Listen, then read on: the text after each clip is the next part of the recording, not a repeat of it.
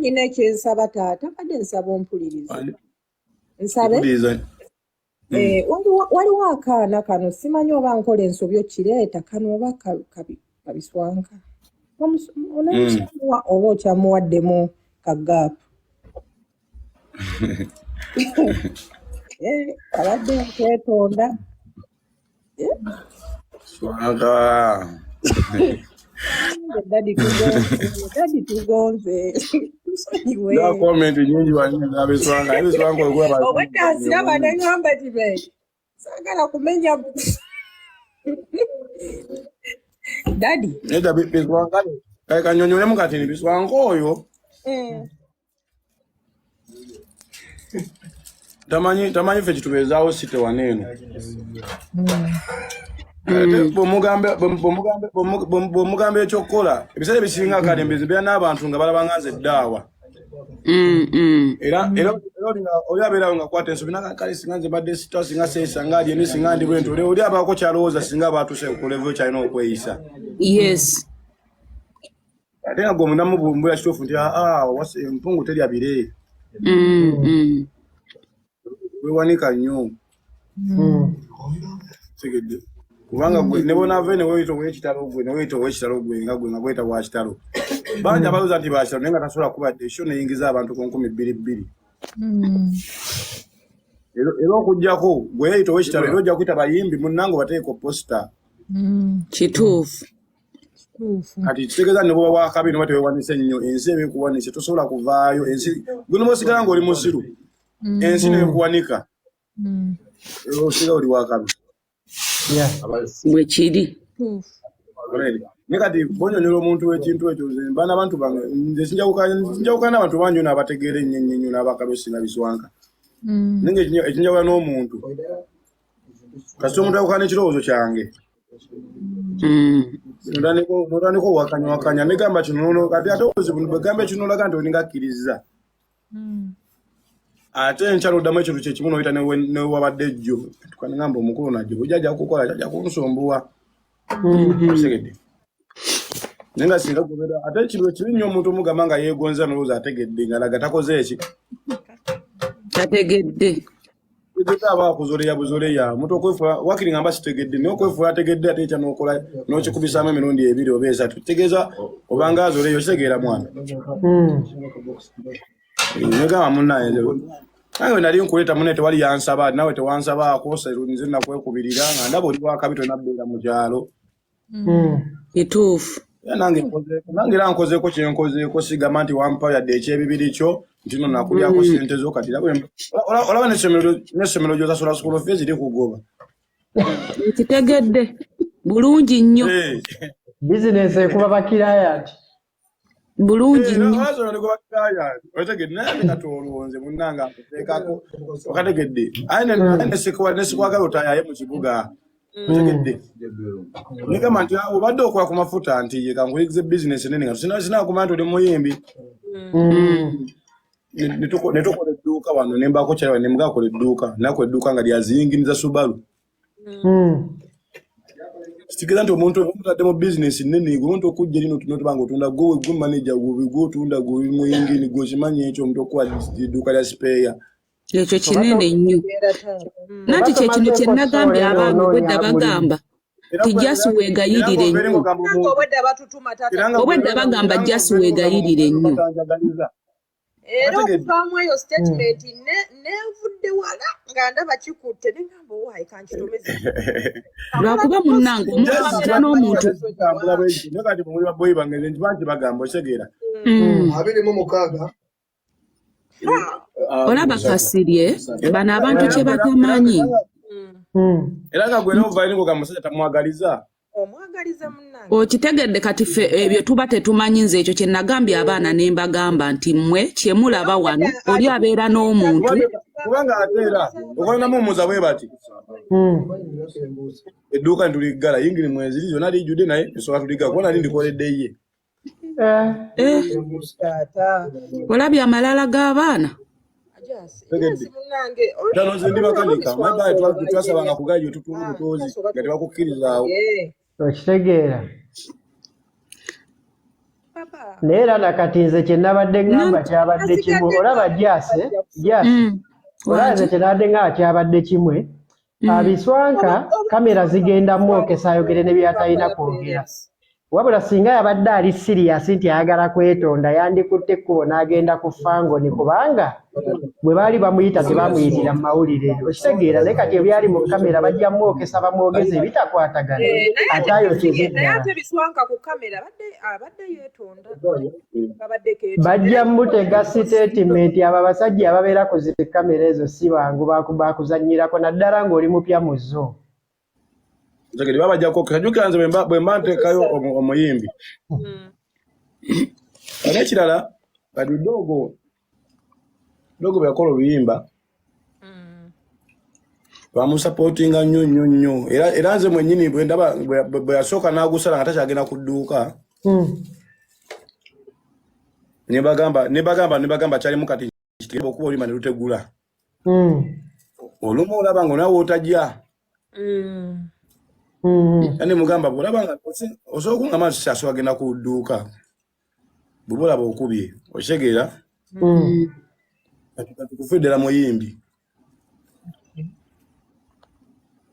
okitegedde yasi mutima mulungi sisaagala kubeera mukozi wange jaye yeekolere nti edduuka lite kati obeere muyimbi nkwadde obwo kuba singa teyayimba nali nja muyigirize basobola neziyingini singa teyayimba kufuuka muyimbi yali agenda afuuka ate musuubuzi afuuke businessman chansi bwe yajja n'ayimba nene mugamba nti waayisudde business eno nga togiyize bulungi omanyi lwaki nti nange mwennyini ngenda kuwummula endongonzire mu sipeeya wange nzagikubye kubanze ntupye n'entopinga ate nesubi okudda naye naawe waalibadde osooka n'oyiga bizinesi ti noba okubye ng'ofunye sente mu ndongo ate osobola obbaako kyotandikawo nga kikyo olinawo osobola ozissa kubanga endongo eno giraba tibaffe banti abayimbi bangi abayimbi nga tebamanyi kyebakola kyakukola naba nga atunudde endongo yokka naye bwoba ofunye chansi nensooka nenkuyigiza bizinesi lweba nti osobola okujja sente mu ndongo aye noziza mu bizinesi endala nti endongo naye beweddewo endongo eggwawo tano nensooka era enkya nenneegwira ati aliyeni abayimbi abasinga bw'aba yakakuba kyabatakkiriza nti osobola okukeera ku makya n'otuuka ku kaseera ng'amaanyi g'olina kati gakendedde naye ng'ate oyinawo olina okusaka ewalala osakedi naye ng'ate time esobola okutuuka nga omanye ekyokukola nti omuyimbi bw'obanga olina wooli nti omuntu time esobola otuuka nga kisooka okoza erinnya ne bwoba ogudde tomanya nti oba okyasobola ofuna offers kiki naye naye bwoba osobola okuyingizayo nga miliyoni omwezi tebasobola nti oli bubi soka teofunakakeebiri okategedde nti jasigobulamu babulungi sikaba gamba nti omukulu oyo nno golaba teyaguwa tenadde edduuka lirimu ali miliyoni nga 5 batogudde nno ojjukira ka audio ka Saha akatambula ennyo ng'agamba Kyagulanyi yamugamba Saha kola sente omugagga tagwa omugagga tagwa watogwewa kati aluna bano aja aluna asobola okugwa bapapa misaki Mutima gwa Kimenge mwanze munzija ku Kimenge kale sobola kugwa kati mikalina oshegedamu ogwa kyate ngoli mugagga mwana kolera business koye cheyo Kimenge kati kolera business koye cheyo nayenga olaba papa nze kyennyinza okugamba bw'oba tunuddemu nga gwe abadde abeera n'omuntu kuba gwe omutegeero singa ffe ng'olabawo kacyansi ambi ng'omuddiramu nga kivudde ku ggwe andi kola bwe bati Biswanka fena tumusaasira ne baboyi bange nze mbeera n'abatonda bakiisa naye nze komiti yange tulako nega amasajja tusooke tukaleke kale kakayizi ne mbagamba tekannayiga Oshegera. Nti ekirungi ekiriwo tetuba tukujampinze bwe bati nti ne wantu gye wali badde otyo okugenda ate be bakwefasa bantu wa mu Fangon ne bakimanya nti ovudde abantu no bakabenyo bajja kukwatako bakubwerere nenti nawe endongo eba business yakwetakulira kivula abayimbi bakutakulira ennyo ate olumu olemererwa abadde akutakulira waavaawo ng'ogenda mu diplosoni bw'oba okakase mu ndongo nti n'oli muyimbi nabyo n'ofeesinga ng'omuyimbi osegera endongo yo bwetu babayimbi bakimanyi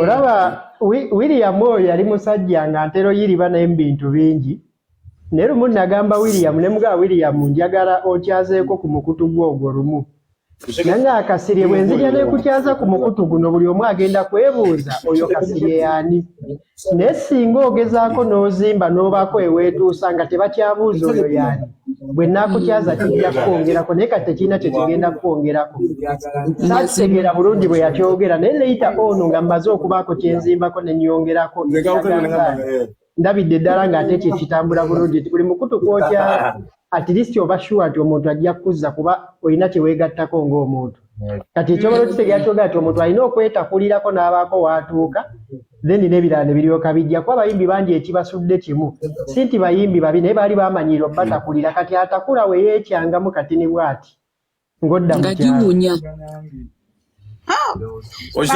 papa we bali mutima omulungi ebyo byonna tubadde tetubimanyi era abantu babadde tebamanyi kuba yagamba wamugoba nga yali ku live nga yayambudde essaati ng'ali n'omuwala olaba kati kagambe kino eno maki ata discipline kibabwe kiti ati nze ndakugamba binene bigambo manga nze nga nze alien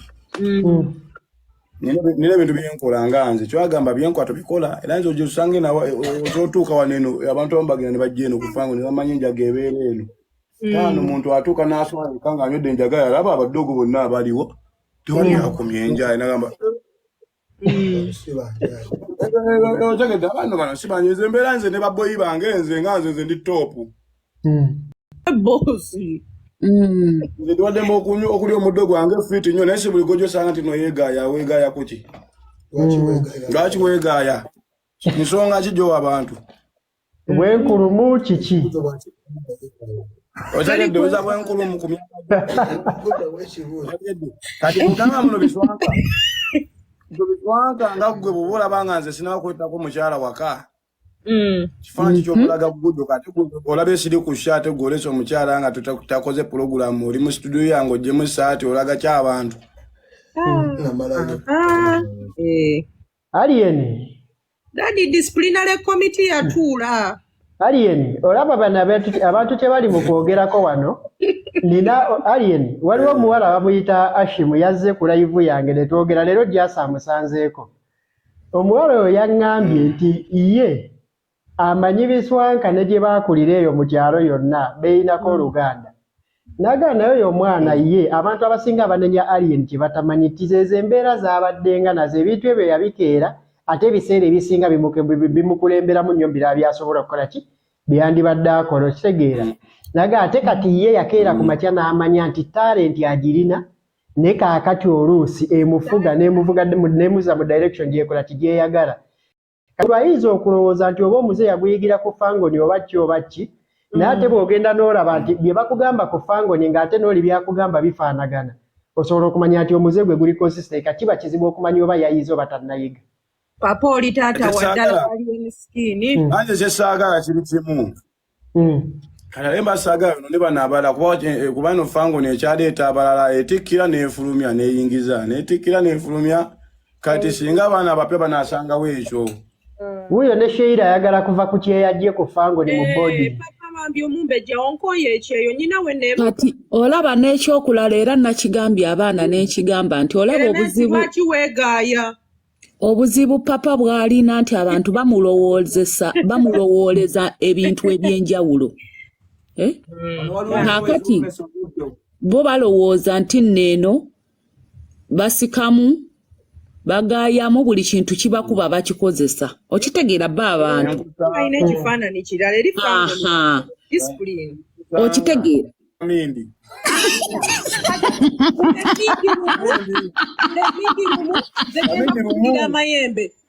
Kanga sindike. Yawanise. Mama Fina yawanise ebiri mu Alien. Obaboti labayo. Olaboti bwokateekayo wano n'ogira ate Alien wogulira akamindi efuuka sayini yaffe ffenna nga tugula obulungi. Singa tukola experiment ye n'okaza ebikoola byako n'ossa mu kamindi n'okumaka akaliro n'osookosi. Ate kakati omusajja akugambye nti bw'aba Maama Fina yawanisa ebiri agenda kakubisa kamindi. Okitegedde. Nkubuulireko olaba full figure yawanise. Kati nno full figure ye kuva dde ali ku ttiimu yaffe. Kuva dde ali ku ttiimu yaffe naye ono omuyaaye yasooka n'anooma kati yamaze ebiri n'agiteeka mu bbanga. Nabo ono. Gwe tofollowinga bintu. Menke waffe alina komandi yateeka y'akazindaalo bw'ati. Alien. Bajo nze. Nagenze otuuka wano nga Gudda abakakasanga we yabatambuzanga ebigere kugenda embalala osamba omupiira. Naye kye tuba tukola omanyi taata wa champion Gudo tumuleete ku Fangon abeera asikaali asooka salako Kalevu. Agenda kututawaanya. Akalevu tajjako Akalevu ako kamufuula nti nno yeyeye. Bafana yabasayininga champion. Sindiko mwana kuluzia. Bagenda kushona agamba Gudo wasooka ayoze kubi. Amuyita Ogudo. Ogudo. Amugaba omukyoli. Asooka ayoze kubi. Kuti akusala 10 Gudo ng'ogamba MP. Yandituteereddewo n'embuga y'ekika eŋŋoma ne zikubanga embuutu. Tubuulire tweddira kifa abafangoni tuve mu bika byaffe. Tweddira ngoola. Taddeyo leero. Mwezi ki? Guno. Ngende balanga nga tewali nedde obudde baddewo naye nga ndaba shoza abaana zaziwedde kiki bayingiridde yonna bato zigwe. Kituufu tetwagala ntalo. Entalo era tuzisobola. Twagala ntalo. Nazo era tuzisobola. Olaba tuwangula nnene nti ate zino gwe tomanyi nti nno eno Fangoni ne bakwini balwananga basajja. Naye nga ye manager wa champion Daddy mwamulabyeko. Ate kasibye totuvuga sipiidi yaani. Bafana yagenda sayininga champion Daddy. Kame mwade Bafana. Ya champion Daddy. Kimenke mbadde nsaba adopting nze abazadde bange bonna baafa. Fangon yalina boarding section. Njagala kubeera mu boarding ku Fangon yani metro. Nze ku Fangoni omanyi kye njagalayo njagala beera mukongozi. Oyagala tulo gaggu. Nze njagala beera mukongozi. Tegamba kye tweddira ffenna abafangoni tuve mu bika wamma Kimenke ate nze kye nkwagalako okusaba kwange okuwuliriza. Ate munnange Kimenke nze ndimu Omuswayiri. Aliwa Ibula. Mbeera omukongozi ndyoke neetale sinze muwanvu. Wewe kuja hapa wewe mkongozi sasa Kimenke amesema wewe ameweka hapo sabo wewe unakimbia wapi? Temuteka mbitu ya mwe Muzaffar. Wamunige yangamba anachali watonde sabo. Amagudo tuteerewo ekyoto. Tozeno baga kituufu. Wero nkuba yetonyamu. Nkuba yetonyamu. Mama nangamba negoza nkuba wachogera otya mpozi.